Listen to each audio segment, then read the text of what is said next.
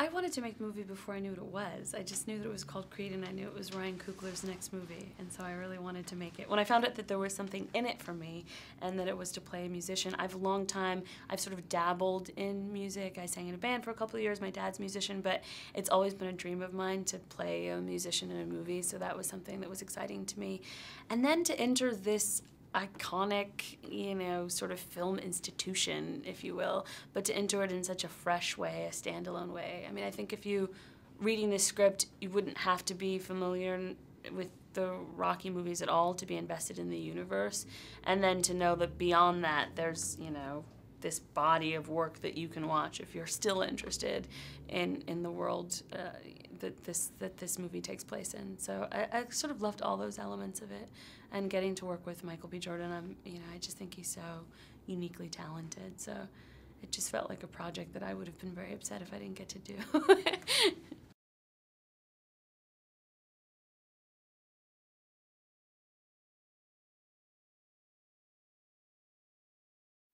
Goodness. Well, she is, some people would say, a Philly John, which means a real Philly girl.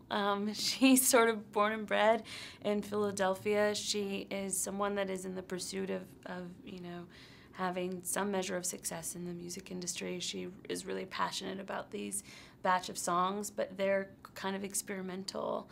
So I think she's sort of elusive. She's hard to pin down. Because of the work that she does, she's sort of holed up in her house, so she's not really the most extroverted or available person when she first meets Adonis. And for that reason, I think I would say she's a tough nut to crack.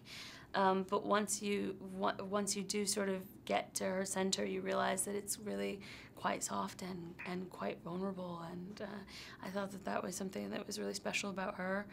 I also really fell in love with Philadelphia when I was coming here to do research, and so I really stole from a lot of the women that I met here. There's a lot of them on screen.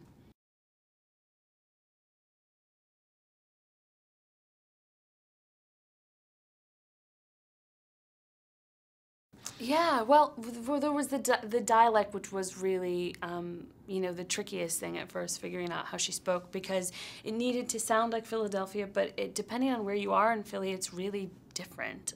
There's not like sort of a standard wash of Philly that you do, depending on the person's experiences, and that's true of all of us, and the way that we speak changes the way that we speak. So we really wanted her to really be specific, and be something that audiences could watch and believe in. So I spent a lot of time hanging out in the city. I went to beauty salons. I would take out my voice memo on my phone all the time, and I would record people secretly. And I would listen to all of that, and I would pick here. And then there are also reference points, like someone like Jill Scott, for example, who's, you know, a Philly-based artist, so she was a perfect person for me to look at. And by the way, also would have been someone that Bianca would look to, because whenever someone makes it sort of out of your hometown and gets acclaim, that's someone that you look up to. So there were so many reference points for me.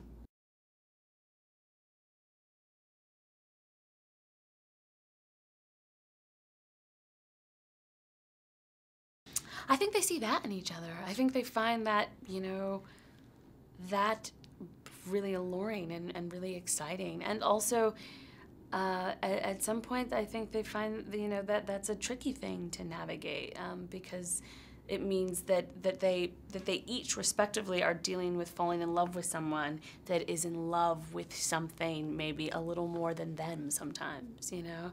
I mean, Adonis wants it so badly. He wants success so badly, and wants to prove that he, you know, he is his father's son.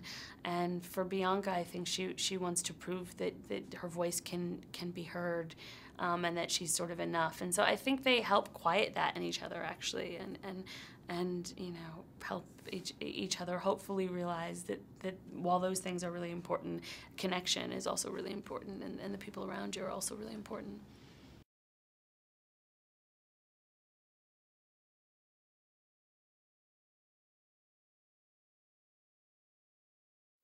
Well, he brought an incredible, I mean, truthfully, I fell so in love with his work ethic, and just the spirit that he brought to wanting to really capture, you know, the heart of a fighter. And so in that way, it was really easy to be able to fall in love with him on screen, because I just felt like, goodness, he was just working so hard, and almost for the space of a year.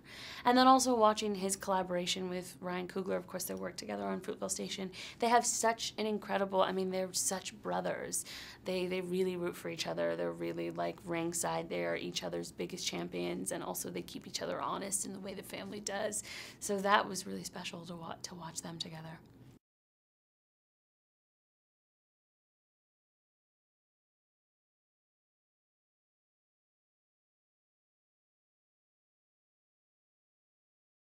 Yeah.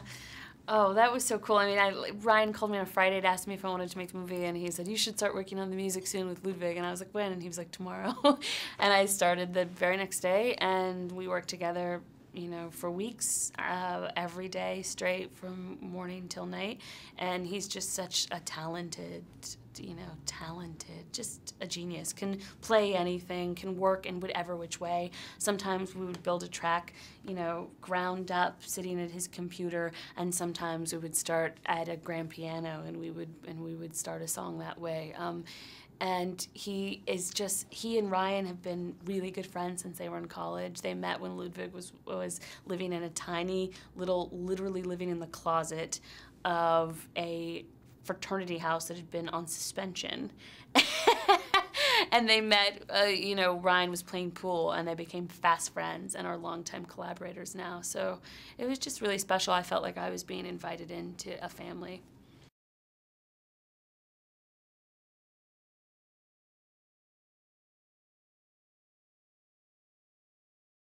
He's kind of exactly what he's like as a person, which is someone that's really open, really available, really present.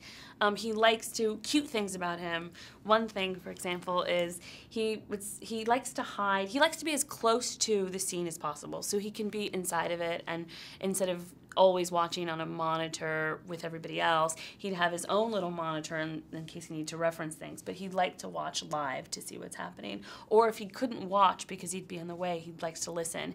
So if we were shooting the scene now, he might like literally pop up from right. He might be sat here the whole time, just crouched, listening, and then he would pop up to give you notes. Or when they were shooting the boxing scenes, one day they were in a boxing scene, and suddenly he literally pops up from under the boxing ring, and he's been there the whole time directing from under there. So he's someone that's like, there could not be a more hands-on director if you tried.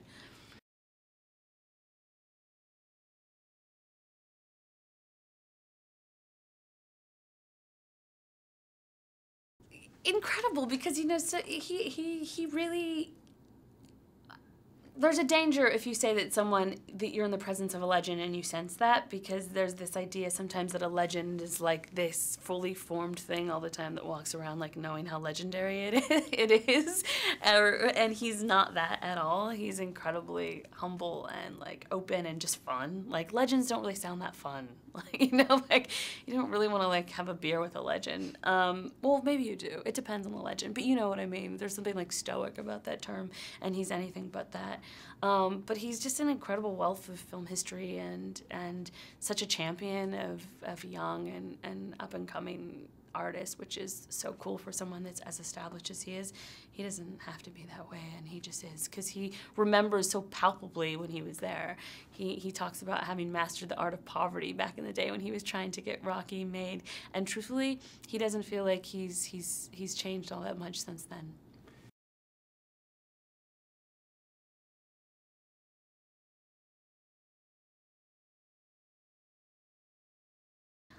I don't know. I think we had so much fun making it. Honestly, we just had so much fun making the movie yeah, it would be crazy if it didn't get communicated on screen.